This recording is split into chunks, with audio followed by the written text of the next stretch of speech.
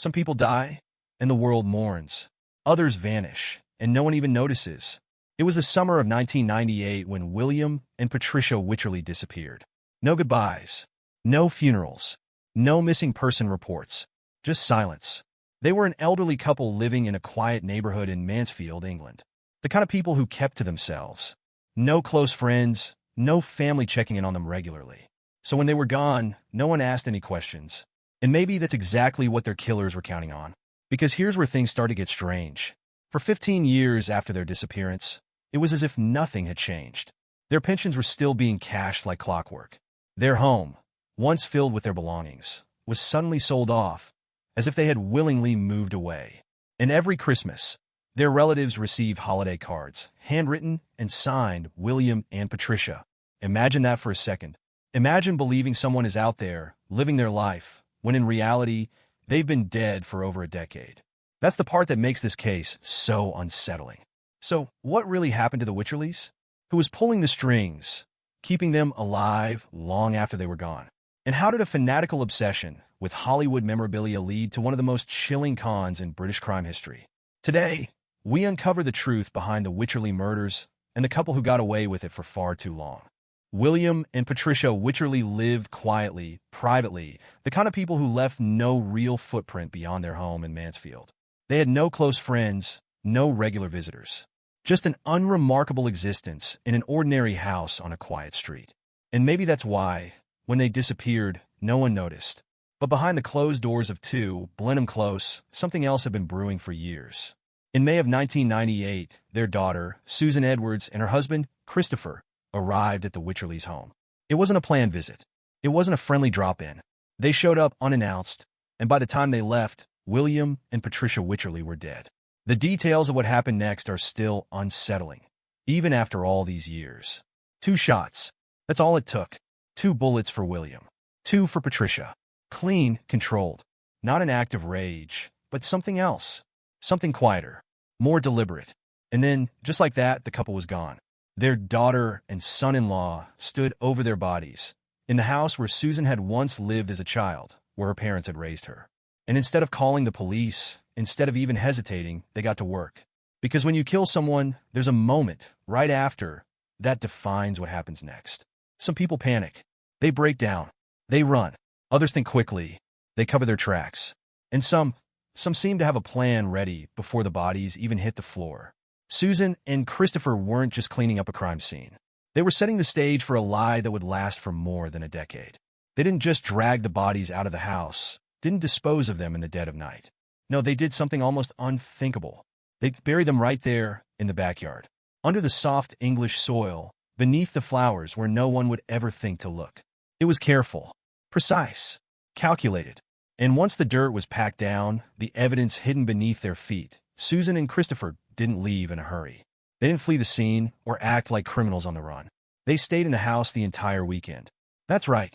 They slept under the same roof where their victims had lived, knowing full well that just outside the window, in a freshly dug grave, lay the people who had brought Susan into this world. And by Monday morning, with no one the wiser, they locked the door behind them and walked away, knowing that the secret they buried would stay there for years to come. Hiding bodies is one thing, but keeping them hidden? That's a whole different level of deception. It takes planning. It takes patience. And most of all, it takes the ability to lie convincingly for years. For 15 years, William and Patricia Wycherley were, at least on paper, still alive. Their pensions kept rolling in, thousands of pounds each year. No one at the Department for Work and Pensions had reason to suspect anything. After all, they were quiet, reclusive people. The kind of couple who wouldn't raise eyebrows by suddenly stopping communication. And it wasn't just the pensions. A year after the murders, Susan and Christopher Edwards went one step further. They sold the Wycherleys' house for £66,000, money that should have belonged to the elderly couple, but instead ended up in the hands of their murderers. They had everything they needed: the money, the story, and the ability to manipulate the system. But there was one thing they hadn't counted on: the human element. The people in the Wycherleys' extended family, who, however distant, still expected some kind of contact. And that's where the deception truly became chilling. Every year, Susan Edwards forged Christmas cards, signing them in her parents' names, carefully crafting messages that sounded just detached enough to seem normal. The recipients never thought to question them. After all, it was exactly the kind of half-hearted communication they had come to expect from the Wycherleys. Year after year, the illusion held. The Wycherleys weren't just murdered. They were erased. And in their place, a lie was carefully constructed, one that allowed Susan and Christopher to live freely, without suspicion. But they didn't use the money to build a better life. They weren't spending it on comfort, security, or even an escape plan. Instead, the money was funneled into something entirely unexpected, something almost surreal. Susan was obsessed with Hollywood memorabilia. Signed photographs, vintage letters, collectibles from the golden age of cinema. That's where the pension money went. That's where the proceeds from the house sale disappeared. Not into property, not into savings, but into a fantasy world she had built around herself. She spent thousands of pounds on autographs from stars like Gary Cooper and Frank Sinatra. She wasn't just collecting.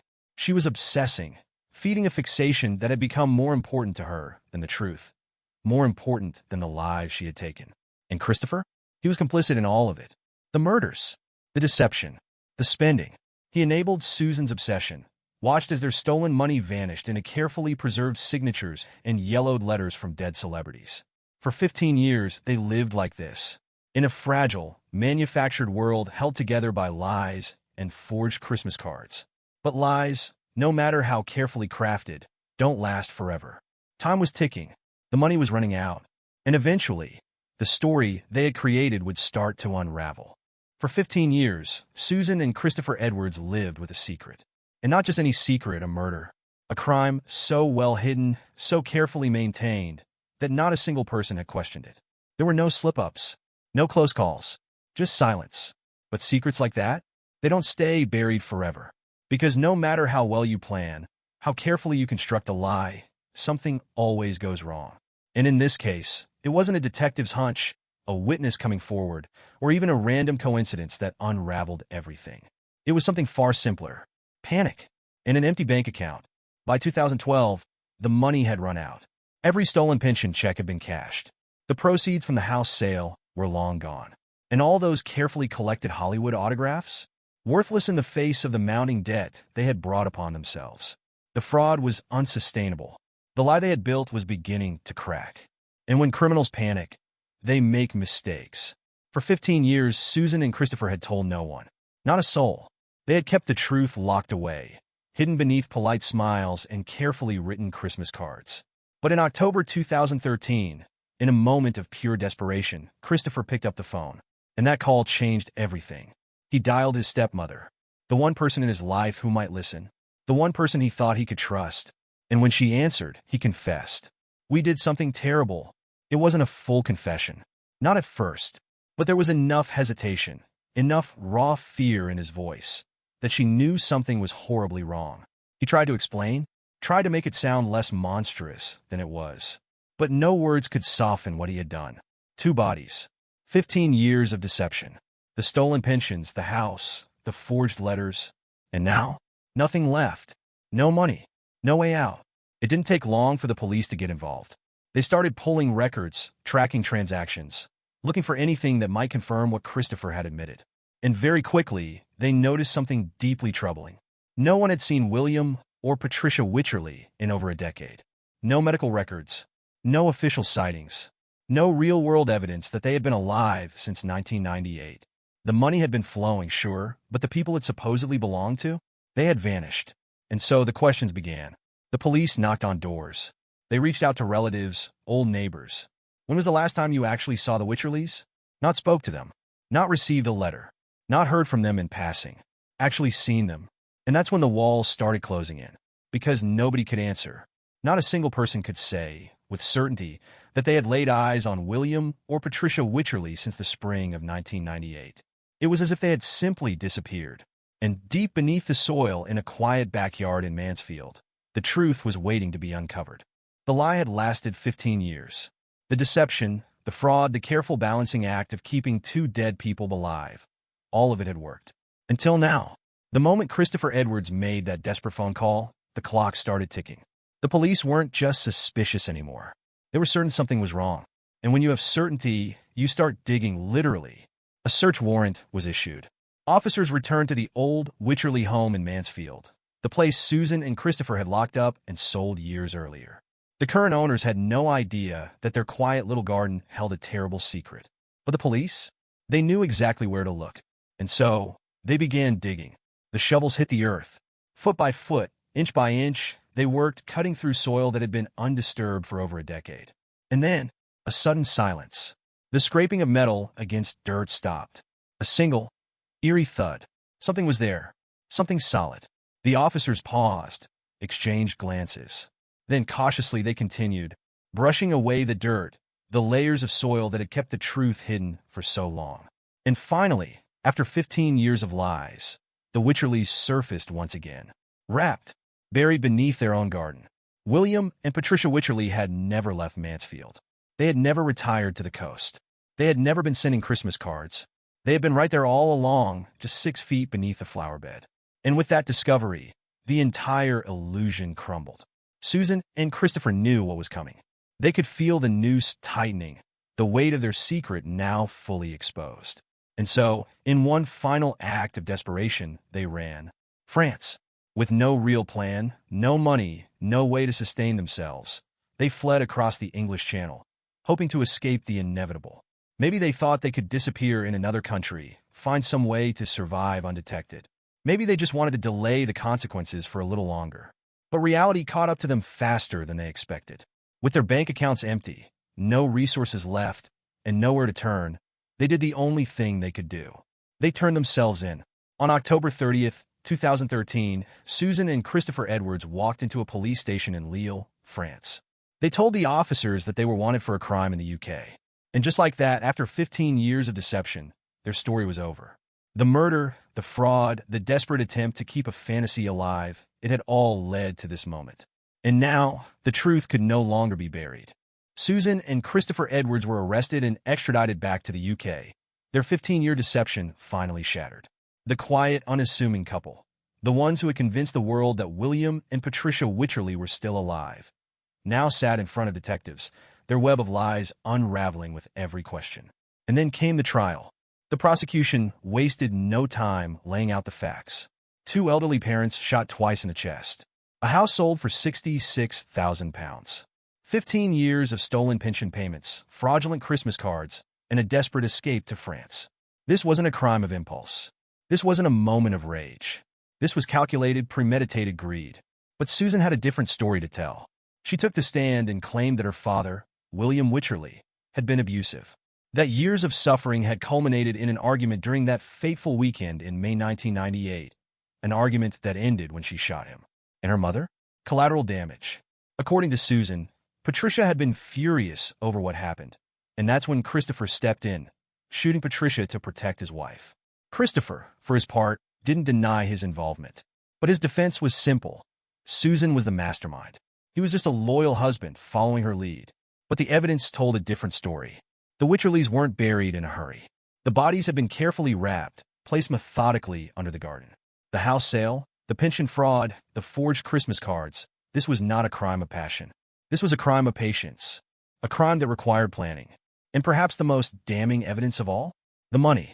Because while most killers spend their stolen fortune on escape, on securing a better life, Susan and Christopher squandered it. Thousands of pounds spent on Hollywood memorabilia, autographs from Gary Cooper and Frank Sinatra, fragile remnants of a past that had nothing to do with them. The jury saw through the excuses. The verdict? Guilty. The judge called it a grotesque deception, a crime that was chilling in its calculating nature. Both Susan and Christopher Edwards were sentenced to life in prison, with a minimum of 25 years. The same couple who had spent 15 years keeping a secret, maintaining a lie, now had nothing left but time. And so, the curtain closed on their story. No more forged letters. No more pension fraud. No more Hollywood daydreams. Just 2 people sitting in prison, knowing that no matter how well they had kept their secret, the truth always finds a way to the surface. 15 years. For 15 years, Susan and Christopher Edwards lived a lie. They forged signatures, stole money, and wrote Christmas cards to convince the world that 2 people, 2 human beings, were still alive, when in reality, they were nothing more than bones beneath a garden bed. And for what? Not survival, not necessity, but greed. Susan Edwards spent her life obsessed with Hollywood dreams, collecting autographs, clinging to a fantasy world that never even knew she existed. And in the end, it wasn't William and Patricia Wycherley who vanished without a trace. It was Susan and Christopher, because now they're just two more criminals behind bars. Forgotten, erased. While the people they killed, the parents they buried, are the ones whose names will never fade. But here's the question that really lingers. What if no one had ever gone looking? What if that phone call had never been made? Would we still be talking about this case today? Or would William and Patricia Wycherley still be buried beneath that garden? Their story lost forever? Let me know what you think in the comments. Would they have been caught if Christopher had kept his mouth shut? Or do you believe that, no matter how deep you bury the truth, it always finds its way to the surface? If you found this case as chilling as I did, don't forget to like the video, subscribe, and turn on notifications. There are so many more dark, twisted stories to uncover. And trust me, some of them are even worse than this.